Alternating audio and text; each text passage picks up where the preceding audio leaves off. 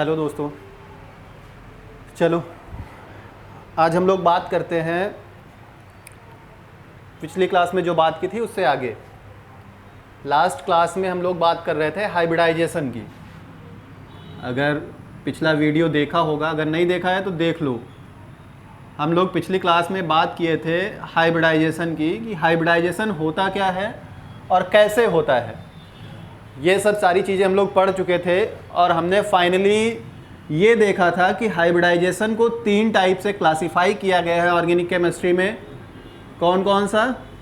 sp hybridisation, sp2 hybridisation और sp3 hybridisation. 3 type का hybridisation था, sp, sp2 और sp3। एक्चुअल में हम इसको ये भी कह सकते हैं कि हाइब्रिडाइजेशन के प्रोसेस के बाद जो नए ऑर्बिटल बनते हैं वो 3 टाइप के नए ऑर्बिटल बन सकते हैं। sp hybrid orbital, sp2 hybrid orbital और sp3 हाइब्रिड ऑर्बिटल। यानी ऑर्गेनिक केमिस्ट्री में 3 टाइप के हाइब्रिड ऑर्बिटल पॉसिबल हैं, sp, sp2 और sp3। अब अगर हम sp हाइब्रिड ऑर्बिटल की बात करें तो sp हाइब्रिड ऑर्बिटल बना है इंटरमिक्सिंग से एक s और एक p ऑर्बिटल की। वन ऐसे ना लिखें, नहीं तो तुम लोग इसको प्रिंसिपल क्वांटम नंबर समझ लोगे। 1s एंड 1p, जब इनकी इंटरमिक्सिंग हुई तब बना sp हाइब्रिड ऑर्बिटल। इसी तरह जब 1s और 2p, 2 p ऑर्बिटल और एक s ऑर्बिटल इंटरमिक्स हुआ तब बना sp2 हाइब्रिड ऑर्बिटल। इसी तरीके से जब 1s और 3 p ऑर्बिटल इंटरमिक्स हुए तो बना sp3 हाइब्रिड ऑर्बिटल। ठीक है। अब अगर sp हाइब्रिड ऑर्बिटल में हम परसेंटेज ऑफ s कैरेक्टर की बात करें तो यहाँ पे s का कैरेक्टर 50% है और p का कैरेक्टर 50% है। यानी sp हाइब्रिड ऑर्बिटल के अंदर 50% s कैरेक्टर होता है और 50% p कैरेक्टर होता है। इसी तरीके से अगर हम sp में बात करें, sp2 में लगभग 33% s कैरेक्टर होता है और 66% p कैरेक्टर होता है, क्योंकि 2 p ऑर्बिटल हैं। इसी तरह अगर sp3 की बात करें तो sp3 में s का कैरेक्टर 25% होता है और 75% p कैरेक्टर होता है। यानी सबसे ज़्यादा s कैरेक्टर किस में होगा? sp हाइब्रिड ऑर्बिटल में। ठीक है। ये सब क्यों बता रहे हैं, इसके पीछे कुछ रीज़न है। अब जैसे मान लिया 3 टाइप के हाइब्रिड ऑर्बिटल बने, sp, sp2 और sp3, और हमने पूछा कि इसमें स्मॉलर साइज का कौन सा हाइब्रिड ऑर्बिटल होगा, या इन हाइब्रिड ऑर्बिटल में किसका साइज छोटा होगा, किसका साइज बड़ा होगा। तो हाइब्रिड ऑर्बिटल का साइज हम लोग s कैरेक्टर के बेसिस पे बताते हैं। ऐसे ऑर्बिटल्स जिनमें s कैरेक्टर ज़्यादा हो, उनका शेप या उनका साइज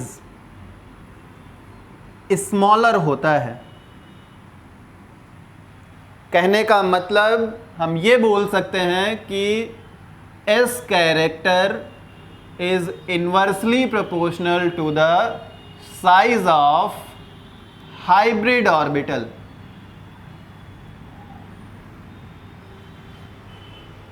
जैसे जैसे s कैरेक्टर बढ़ेगा हाइब्रिड ऑर्बिटल का साइज घटेगा।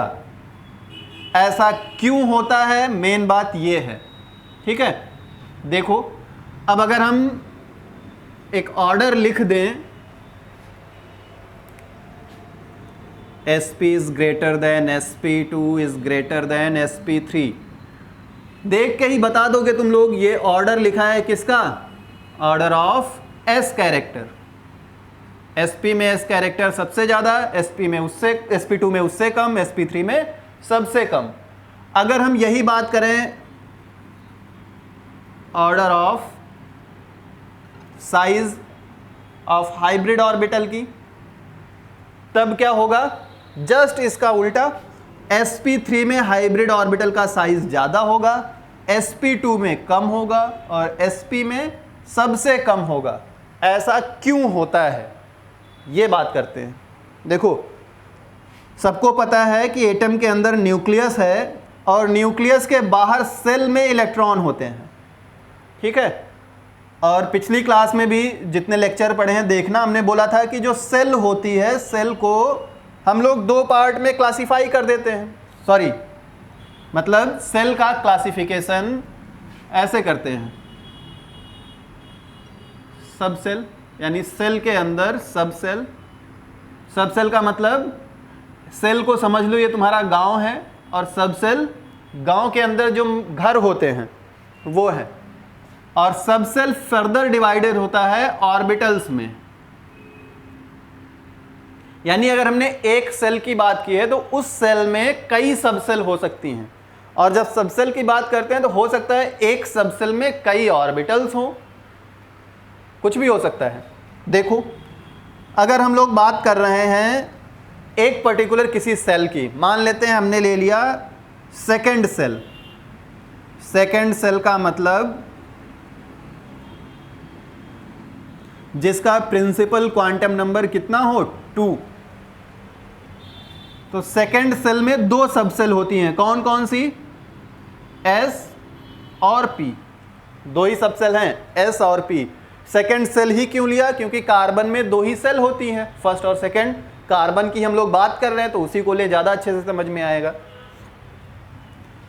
S और P दो सब सेल हैं।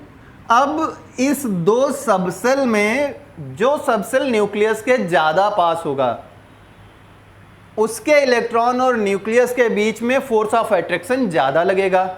जो न्यूक्लियस से थोड़ा सा दूर होगा उसमें फोर्स ऑफ अट्रैक्शन थोड़ा सा कम लगेगा।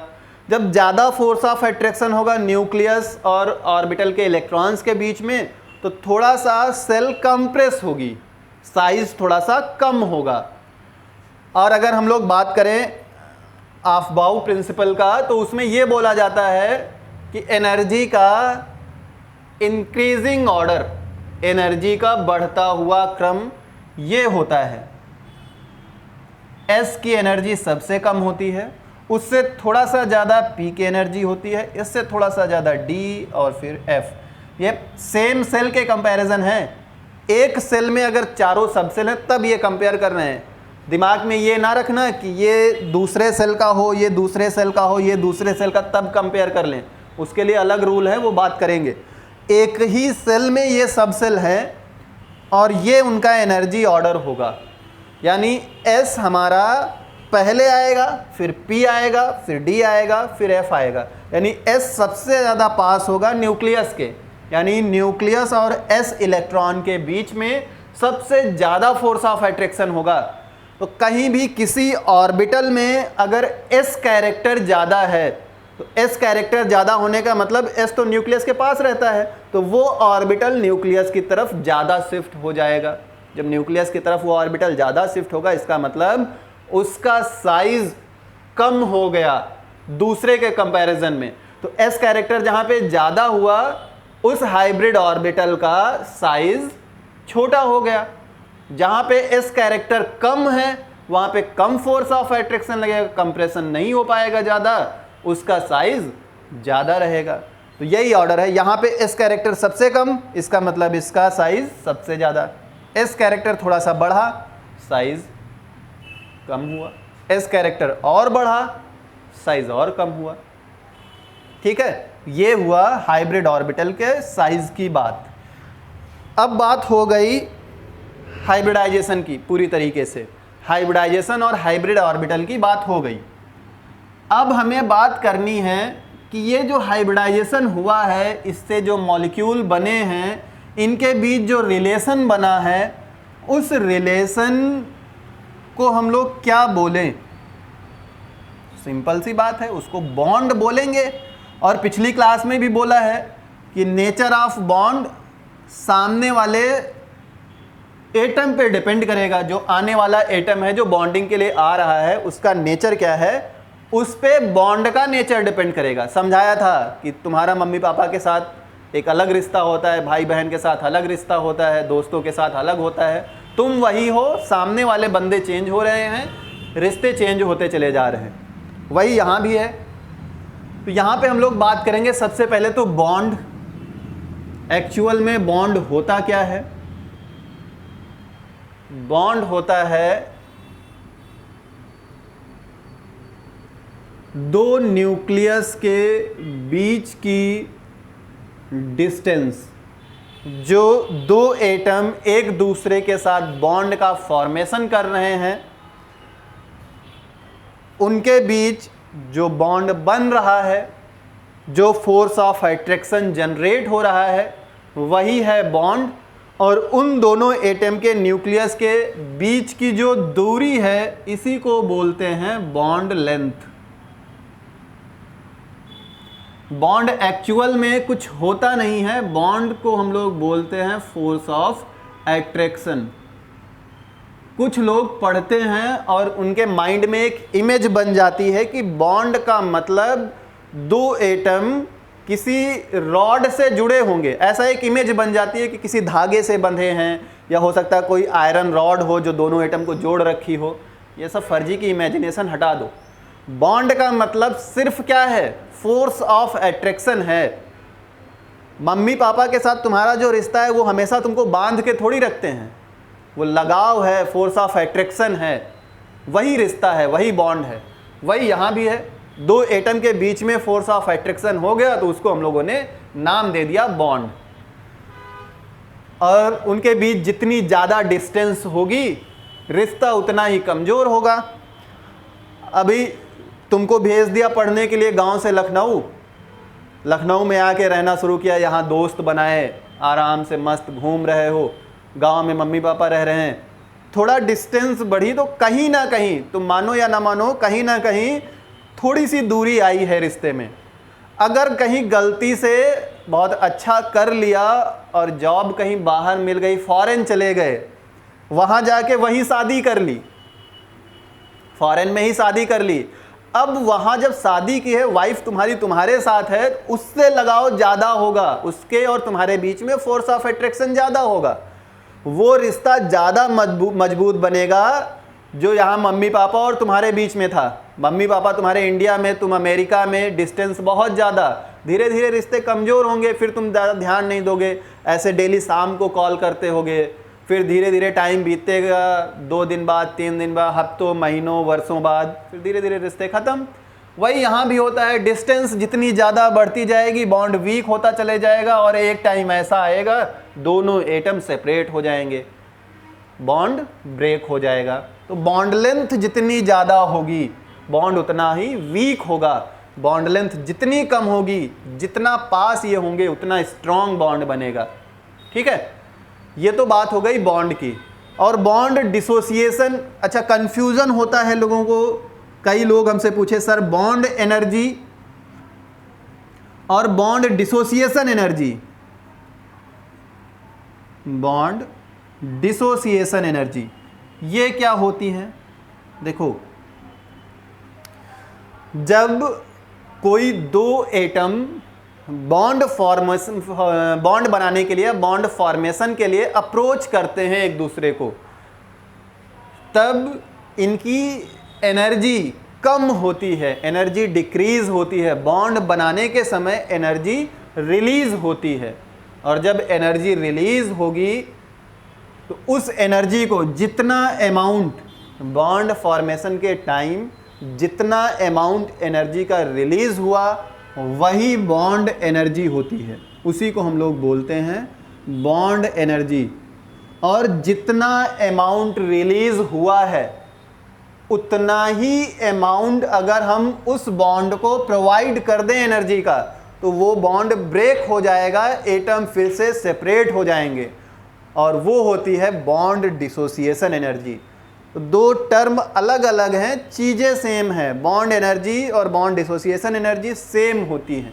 बस इनका साइन चेंज हो जाता है। जब एनर्जी रिलीज होती है नेगेटिव साइन होता है, एनर्जी देते हैं पॉजिटिव साइन होता है। बस वही समझो, मान लिया ये अरेंज मैरिज हुई है, जब शादी की बात तय हुई तो बात लेन देन की भी हुई होगी। अरेंज मैरिज, जितना इनके बीच में लेन देन हुआ, दहेज दिया गया, पैसा दिया गया, अगर ये सेपरेट होना चाहते हैं तो उतना ही अमाउंट इनको रिटर्न करना पड़ेगा। यही तो हुआ। तो यही यानी बॉन्ड डिसोसिएशन एनर्जी और बॉन्ड एनर्जी दोनों सेम चीज़ें हैं। समझ गए ना, कंफ्यूज ना होना, दोनों सेम चीज़ें हैं। चलो ये बात हो गई, जो तुम लोगों का कन्फ्यूज़न था वो दूर हो गया। हाँ, तो हम लोग बात कर रहे थे बॉन्ड की। अब ये जो बॉन्ड है, ये बॉन्ड हो सकता है एक एक इलेक्ट्रॉन की शेयरिंग से बने, दो दो इलेक्ट्रॉन की शेयरिंग से बने, तीन तीन इलेक्ट्रॉन, मतलब सिंगल डबल ट्रिपल कुछ भी हो सकता है। तो जब कभी पिछली क्लासेस में भी कई बार हम लोगों ने बात की है, यहाँ पे नॉर्मली हम लोग नंबर ऑफ बॉन्ड के बेसिस पे बॉन्ड को दो पार्ट में क्लासिफाई कर लेते हैं, सिग्मा बॉन्ड और पाई बॉन्ड। सिग्मा बॉन्ड का फॉर्मेशन हमने बताया था, हाइब्रिड ऑर्बिटल जब ओवरलैप करता है हाइब्रिड ऑर्बिटल के साथ, हाइब्रिड ऑर्बिटल जब ओवरलैप करता है एटॉमिक ऑर्बिटल के साथ, या फिर जब s ऑर्बिटल ओवरलैप करे p ऑर्बिटल के साथ, या फिर जब p ऑर्बिटल ओवरलैप करे p ऑर्बिटल के साथ, लेकिन ये जो ओवरलैपिंग है ये हेड ऑन ओवरलैपिंग होनी चाहिए।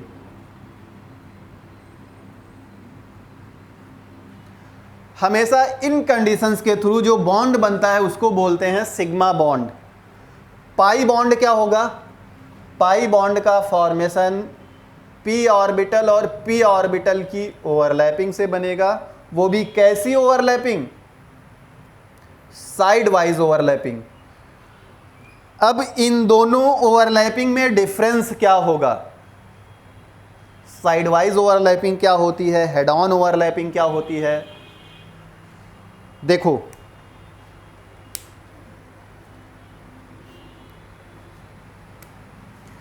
ये हमारे पास एक ऑर्बिटल है, ये दूसरा ऑर्बिटल है, ठीक है। ये दोनों ऑर्बिटल ऐसे आए, ओवरलैपिंग कर ली, इसको बोलते हैं साइड वाइज ओवरलैपिंग। ऐसे पर्टिकुलर किसी एक्सिस के थ्रू आ रहे हैं, ओवरलैपिंग हो गई, ये बन गया बॉन्ड। अब ये बॉन्ड ज़्यादा स्ट्रांग बना या पहले वाला? देखो, इसको तोड़ने के लिए हमें थोड़ा एनर्जी लगानी पड़ी, नहीं बॉन्ड स्ट्रांग था। जब ये बना था ऐसा ही हमने अलग कर दिया था, बॉन्ड वीक था। तो कौन सा बॉन्ड वीक होगा? जो साइड वाइज से बनता है, मतलब पाई बॉन्ड वीक होगा, सिग्मा बॉन्ड स्ट्रांग होगा, ठीक है। क्यों ऐसा होता है? ये इसलिए होता है कि जो साइड वाइज ओवरलैपिंग होती है इसमें इलेक्ट्रॉन डेंसिटी दो पार्ट में डिस्ट्रीब्यूट होती है। इलेक्ट्रॉन डेंसिटी डिस्ट्रीब्यूटेड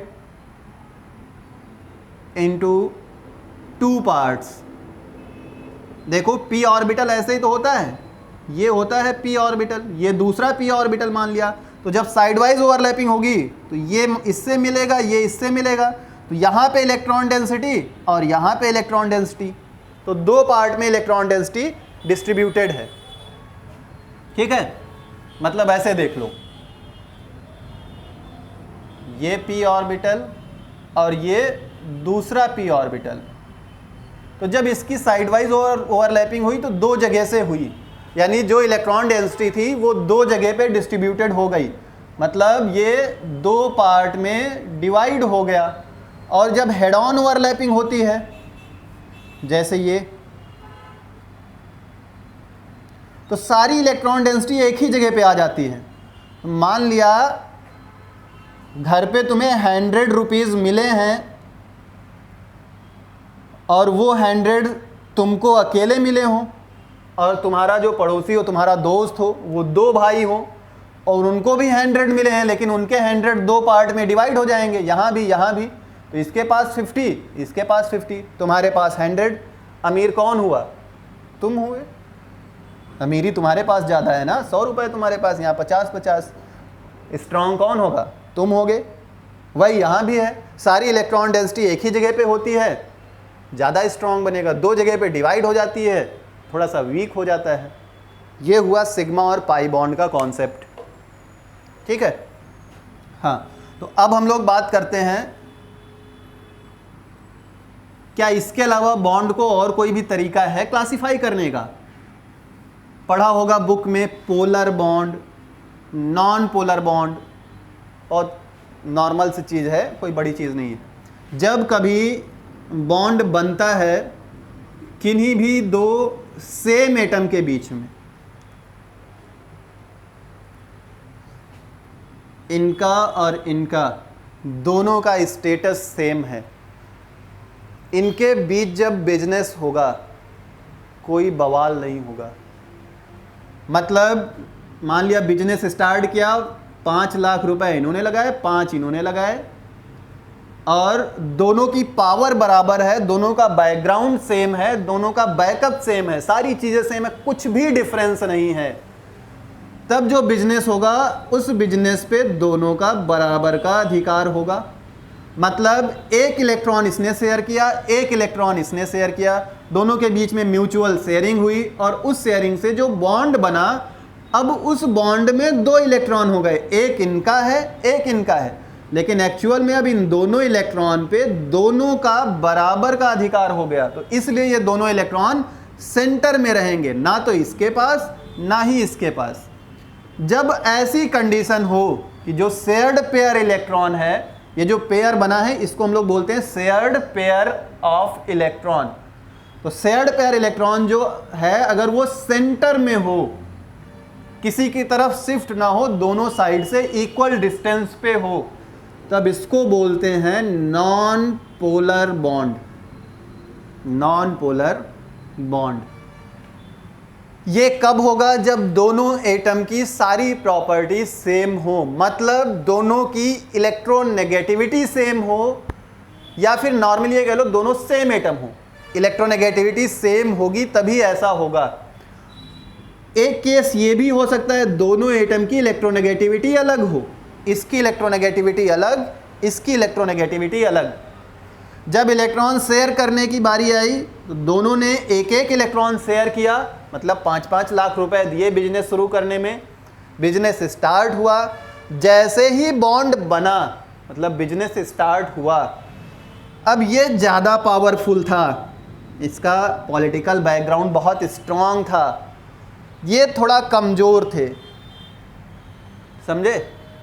अब धीरे धीरे इसने उस बिजनेस पे अपना अधिकार करना शुरू कर दिया, यानी वो जो अमाउंट था, जो बिजनेस था, वो किसकी तरफ शिफ्ट होगा? जिसके पास पावर ज़्यादा होगी। किसकी पावर? इलेक्ट्रॉन को खींचने की। और जो शेयर्ड पेयर इलेक्ट्रॉन को खींचने की पावर होती है उसी को बोलते हैं इलेक्ट्रोनेगेटिविटी। इलेक्ट्रोनेगेटिविटी क्या होती है? The power to attract shared pair electron. तो शेयर्ड पेयर इलेक्ट्रॉन को जब ये अपनी तरफ अट्रैक्ट कर लेगा, इससे दूरी बढ़ गई, इसके पास आ गया। अब इसके पास जब इलेक्ट्रॉन आया है तो इसका मतलब अब इस पे पार्शियली नेगेटिव चार्ज आ जाएगा। पार्शियली क्यों बोला? क्योंकि पूरी तरीके से इलेक्ट्रॉन इसके पास नहीं आए हैं, इसने पूरा 5 लाख रुपया इसका नहीं मार दिया है। इससे बिजनेस को अपनी तरफ खींच, मतलब अपना परसेंटेज बढ़ा लिया, इसका कम कर दिया है, पूरी तरीके से इसको हटाया नहीं है। तो इसलिए पार्शियली नेगेटिव चार्ज इस पे आया और इस पे पार्शियली पॉजिटिव आ गया। और किसी भी मॉलिक्यूल में जब पॉजिटिव और नेगेटिव चार्ज डेवलप हो जाता है, जिस बॉन्ड की वजह से ये चार्ज डेवलप होगा, उस बॉन्ड को हम लोग बोल देंगे पोलर बॉन्ड। यानी पोलर बॉन्ड तभी बनेगा जब इलेक्ट्रोनेगेटिविटी डिफरेंस जीरो ना हो, इलेक्ट्रोनेगेटिविटी डिफरेंस कुछ ना कुछ हो। और नॉन पोलर कब बनेगा? जब इलेक्ट्रोनेगेटिविटी डिफरेंस जीरो हो, मतलब दोनों की इलेक्ट्रोनेगेटिविटी अगर सेम है तब नॉन पोलर बॉन्ड बनेगा, जब इलेक्ट्रोनेगेटिविटी अलग अलग है तो पोलर बॉन्ड बनेगा। कंफर्म हो गया होगा। और इलेक्ट्रोनेगेटिविटी हम लोग मेजर कैसे करते हैं? इनऑर्गेनिक में बहुत सारी स्केल्स दे रखी हैं, हम लोग जो यूज़ करते हैं बहुत आसान पाउलिंग स्केल है। पाउलिंग स्केल से इलेक्ट्रोनेगेटिविटी मेज़र कर लेते हैं, वो आगे जब इनऑर्गेनिक स्टार्ट करेंगे वहाँ पे बता देंगे। ठीक है, ये बात हो गई बॉन्ड की। अब देखो, यहीं से दिमाग में तुम लोगों के थोड़ा सा हलचल होनी चाहिए। जैसे हमने बोला ये इलेक्ट्रॉन इसकी तरफ शिफ्ट हुए, इस पे नेगेटिव चार्ज आया, पार्शियल नेगेटिव, यहाँ पार्शियल पॉजिटिव चार्ज आया, इसका मतलब और भी चीज़ें होंगी जहाँ पे इलेक्ट्रॉन का डिस्प्लेसमेंट होता होगा। अब अगर इलेक्ट्रॉन अपनी पोजीशन से, एक्चुअल में पोजीशन ये होनी चाहिए थी, लेकिन है क्या पोजीशन ये? किसकी वजह से? इसके इलेक्ट्रोनेगेटिविटी कैरेक्टर की वजह से। इसका मतलब इलेक्ट्रॉन का डिस्प्लेसमेंट हुआ, और जब इलेक्ट्रॉन का डिस्प्लेसमेंट हुआ तो इस मॉलिक्यूल की और जो प्रॉपर्टीज़ हैं वो भी चेंज होंगी, बाकी जो अदर प्रॉपर्टीज़ हैं वो भी चेंज हो जाएंगी। अब उन प्रॉपर्टीज़ में क्या चेंजेस आएंगे वो पढ़ना है। ये जो डिस्प्लेसमेंट है, क्या ये डिस्प्लेसमेंट परमानेंट होगा या ये टेम्परेरी डिस्प्लेसमेंट है? इस डिस्प्लेसमेंट की वजह से इस पे क्या इफ़ेक्ट पड़ेगा या इस पे क्या इफ़ेक्ट पड़ेगा? क्या सिर्फ यही सिग्मा बॉन्ड ही डिस्प्लेस होता है या पाई बॉन्ड भी डिस्प्लेस होगा? जानने के लिए हम लोग अगला एपिसोड देखते हैं। ठीक है, थोड़ा सा इसके बारे में स्टडी करो, चीज़ें एक दूसरे से रिलेट करके पढ़ोगे, बहुत आसानी से समझ में आएंगी। बहुत छोटा सा वीडियो है, बहुत इंफॉर्मेटिव वीडियो है, ये बेस है। इसके बाद में जो हम लोग बात करेंगे वो इलेक्ट्रॉनिक डिस्प्लेसमेंट की बात करेंगे। यहीं से स्टार्ट होगा रिएक्शन मैकेनिज्म का बेस, समझे? अब जो आएगा inductive effect, resonance, hyper conjugation, ये सारी चीज़ें तुम्हारा बेस प्रिपेयर करेंगे रिएक्शन मैकेनिज्म का। ये सारी चीज़ें आएंगी तभी रिएक्शन मैकेनिज्म सीख पाओगे, तो इसलिए इनको पढ़ना बहुत ज़रूरी है। अगले लेक्चर में हम लोग इलेक्ट्रॉनिक डिस्प्लेसमेंट की बात करते हैं। जो अगला एपिसोड होगा हमारा, वो नहीं आता है, जब पहले देखा होगा पिछले टाइम पे, बहुत पुराने टाइम पे, या पिछले लॉकडाउन में रामायण देखी होगी, बहुत क्रेज़ था रामायण देखने का, लोग देखते थे। हम लोग छोटे थे तो बहुत रामायण देखते थे, पहले टीवी भी लगा के बैठ जाते थे रामायण देखने, और ऐसे टाइम पे आके ख़त्म होता था कि मतलब अगले दिन का बहुत बेसब्री से इंतज़ार होता था कि अब आगे क्या होगा। वही है, अब आगे जानने के लिए अगला एपिसोड। चलो भाई, थैंक यू।